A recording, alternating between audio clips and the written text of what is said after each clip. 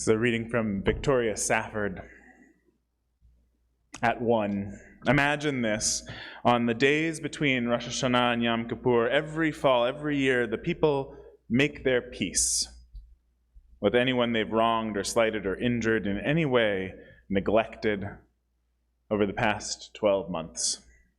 The task is not to patch things up, smooth things over, reach a compromise, or sweep mistakes and uneasy memories under the rug. The task is not to feel better. The task is ownership. The goal is truth for its own redemptive sake. I did this. I said this to you, and it was wrong. I neglected this. I botched this. I betrayed thusly. I demeaned you, whether you ever knew it or not. This is the truth in which both of us are living. I ask you to forgive me. Imagine how many deep breaths you would need to take. Imagine how many doors you'd have to knock on, how many phone calls you'd have to make. How many letters, how many lunches and coffees, how many awkward moments with your children and your parents, and with strangers, that cashier to whom you spoke so sharply. Awkward is irrelevant. The task is not about comfort, it's about truth, about wholeness and holiness, restoration. Imagine this. Someone has been preparing all year to speak with you, to write to you, to ask you a hard question. Perhaps in some way, not quite conscious, you have even known this and you've been preparing too. Finally, you answer the door or the phone or open the letter with shaky hands, and there it is, what you thought you'd been longing for but really have dreaded. Someone is asking your forgiveness. The task is not about comfort, it is about truth. Awkward is irrelevant. You get to choose now. You have to choose whether and how you will participate in restoration. Abandon the pleasant piety that claims knee-jerk forgiveness as the unquestioned moral course. Abandon the pleasant piety that claims knee-jerk forgiveness as the unquestioned moral course. You get to choose which way will be right in this case between you as persons and with all your gods. What response will make the world more whole? Imagine. Something yearns in us to come round right. Something creaky, rusty, heavy, almost calcified within us tries, in spite of us and all our fears and self-deceptions, to turn and creak and turn again and come round a little truer. Something in us stretches towards conversion. Imagine healing wholly from within. You have 4 days left. Not to vote. You only have 2 days left to vote. Make sure you vote. But you have 4 days, 4 of the 10 days of awe, the 10 days between Rosh Hashanah and the New Year and Yom Kippur, the Day of Atonement. 4 days left to wipe the slate clean before the Almighty records the last year's events in the book of life. 4 days before the permanent record is sealed. It's time for forgiveness. And we mostly do think about forgiveness as that moral cause, right? That sense of resolution. The shake hands and say you're sorry moment that's supposed to end a playground conflict. The final dramatic coda that turns a story of suffering into a story of redemption. That scorned lover who finds it in her heart to take a spouse back in, the bitter son who finally reaches out to reconnect with a lousy father. In this story, forgiveness is an act, the culminating act in a process which is required of us to release the resentments and grudges that weigh us down. But it doesn't really work like that most of the time, does it? That's not been my experience anyway. In fact, for me, holding forgiveness this way can make forgiveness itself a burden. Make forgiveness itself feel like a burden, like something we really should be able to just get done already. Probably should have finished, in fact, doing last week. That if I was a really good person, a spiritually mature person, I would have already gotten my forgiveness done. I had a boss once who manipulated and lied to me and other coworkers, and whose behaviors made it feel impossible to do my job.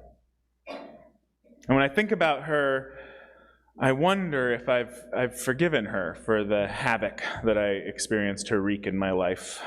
This was years ago, but I still notice a hard-heartedness when I bring her to mind. Does that mean I've yet to accomplish this religious task that I believe in so deeply? And if I can't do it after years after a boss who I only worked with for 2 years, what chance do I have of practicing forgiveness when it really matters most in the relationships that are most important on my soul's journey?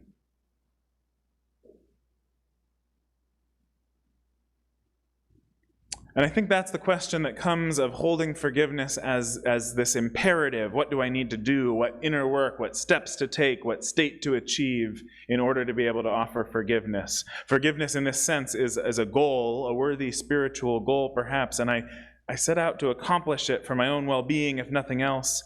And I know there's value, there's real value in this pursuit. I live a freer, more joyful life, a life of greater possibility and wholeheartedness when I find a way to release the resentments and grudges that serve only to shrink my own spirit. So I do it. I grieve the pain and express the hurt and anger. I smashed the plate that particular boss had given me, smashed it and buried the pieces in the cemetery. I did that. And a friend made me a sign to hang in the home. Today is the day the Lord made. Rejoice, it said, because so-and-so ain't in it. And it feels good. The grief, the pain, the anger, the schadenfreude. It feels good to let go, let the feelings have their space, to practice these rituals of release.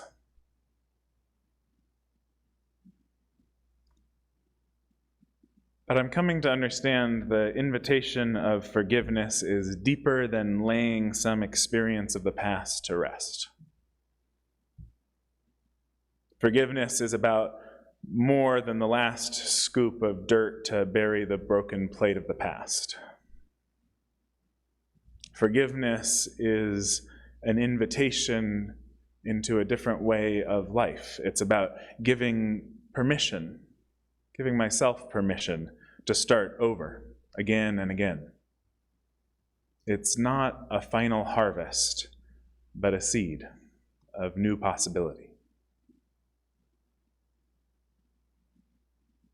And I've been noticing lately the ways that parenting offers me endless opportunity to practice this kind of forgiveness as a way of life.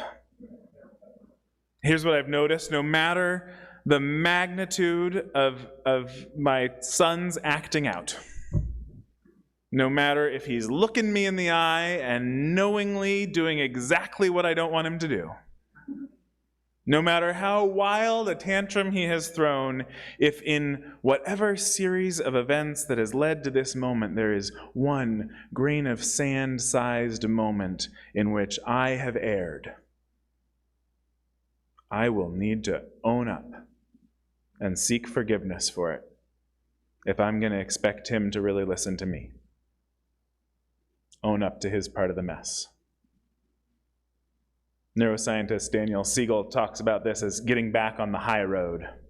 Describes the way kids are unable to regulate enough to get their thinking brains online to learn whatever lesson is at hand when their adults are functioning on the low road of reactivity. And I don't think it's just kids, right? learning, growth, embracing possibility, these don't happen. They can't happen when we're in the closed-hearted, mind-numbing states of resentment and denial.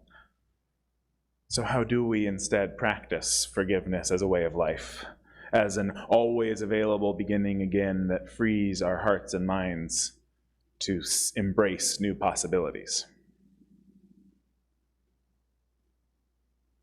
I felt the weight, the magnitude of this question yesterday as our country honored the 20th anniversary of those terrorist attacks of September 11th. Felt the weight this past month as our country admitted defeat after 20 years of war in Afghanistan. So here's the thing, the opposite of forgiveness as a way of life, it's not resentment or holding a grudge. Resentments and grudges are actually, I think, invitations to keep practicing a life of forgiveness. They're ways that our organisms tell us, you can still do this. You have an opportunity again to begin again, to release. Reminders that the possibility of forgiveness still exists. So no, the opposite of forgiveness as a way of life is actually vengeance. Vengeance as a way of life is rooted in a denial that we ourselves may be in need of forgiveness. Vengeance is an avoidance of the vulnerability of grief, a rejection of any invitation to new possibility. I remember the lone voice in the United States Congress, the lone dissenting voice in authorizing a war in Afghanistan was my Congresswoman, Barbara Lee. And I remember as I was introduced to the anti-war movement as a teenager, the buttons and bumper stickers, the sea of dissent that was my East Bay home, Barbara Lee speaks for me. And we're going to explore all this next week a little more, but what if, imagine, we had been engaged in the practice of forgiveness instead of vengeance as a country? It's hard to imagine, isn't it? I can't say I have any brilliant ideas about what that would have looked like, and I certainly do believe in the role of the protective use of force, of self-defense, of using power to stop violence and prevent harm. But I also know that vengeance has only ever brought about desire for more vengeance. That no new possibilities ever sprung from the cycle of violence. The most inspiring way that I learned of another possibility, another approach to justice, was from a man named Dominic Barter, who was a leader in the restorative justice movement that's now quite strong worldwide. And he was a leader in Brazil, establishing restorative justice practices as an alternative to the punitive justice systems in several cities in Brazil. And he would tell these stories. I went down and lived with him for a while to learn about his practice. And he told stories of two men who had been in a bitter conflict for a long time about garbage. Because in Rio de Janeiro, when you leave out your garbage, everyone leaves their garbage out on the steps, because or on the street, because if you leave it in your house, it smells very bad very quickly in the heat. And so then when the rains come, which they always come, the rain would wash this particular man's garbage down into his neighbor's yard. And his neighbor was so upset with him, can't you find a different place to leave it so that won't happen? Through a restorative justice circle, through a practice of listening to one another and bringing their truths, the two men realized that they had a common problem, that the city was not providing adequate services to their neighborhood. And they began to work together to transform, to find a new possibility. In another story, a 15-year-old boy stole and crashed the car of a man in his community. This man owned a small business, and when the restorative justice process was made available to them and they sat down and he could see this young man, this 15-year-old boy who was the age of his own children, the end of their circle was for this man to offer the boy a job at his store so that he could earn enough money to pay him back, and he continued working for that man for years. Forgiveness as a way of life opens the door to new possibilities, unexpected possibilities. And it turns out that there's a clause in the rabbinic literature. If you were worried about getting this done this week, there's an escape clause of sorts.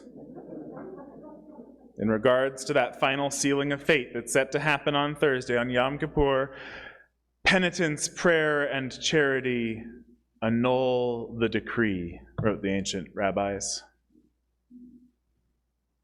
This is the holy miracle of atonement, the grace of forgiveness. It is never too late. Never too late to begin again in love. So may this be my prayer, my penitence, my charity. Hold before me my own need to ask forgiveness. All the big and small reasons I need forgiveness, and then may I offer myself that forgiveness by living it. There is no wrong another commits that I can honestly say in my heart of hearts I would not be capable of committing myself. There is no evil in this world that is beyond the infinite compassion of love that knows no bounds. There are 1,000 ways to ask forgiveness, 1,000 ways to kneel and kiss the ground, the poet Rumi wrote. Though you've broken your vows 1,000 times, come, yet again come. Who can say, I am free, I have purified my great heart? There are none on earth. There are none on earth. A new heart I will give, not stone, but one that frees. A new heart I will give, and one that frees. May this day make us strong like a tree of life with good fruit. Bless us now, amen. Bless us now, amen. May we now forgive, atone, that we may live. May we now forgive, that we may live. May it be so, and amen.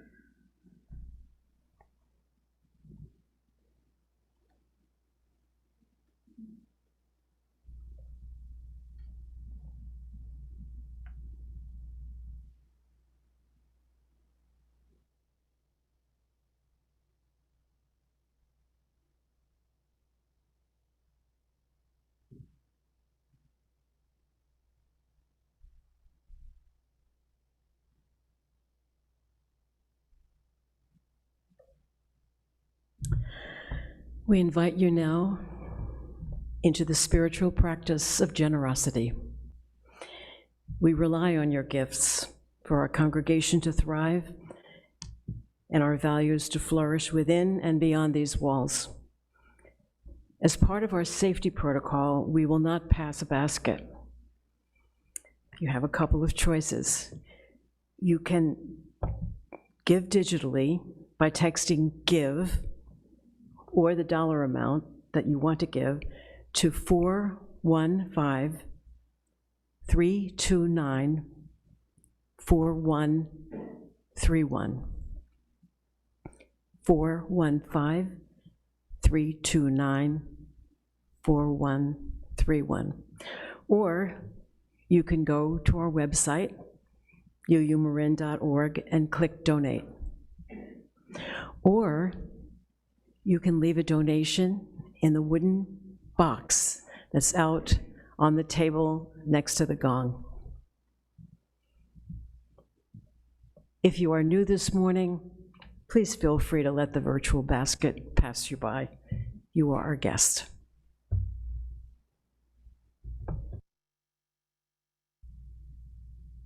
Next piece is called Time Heals Everything.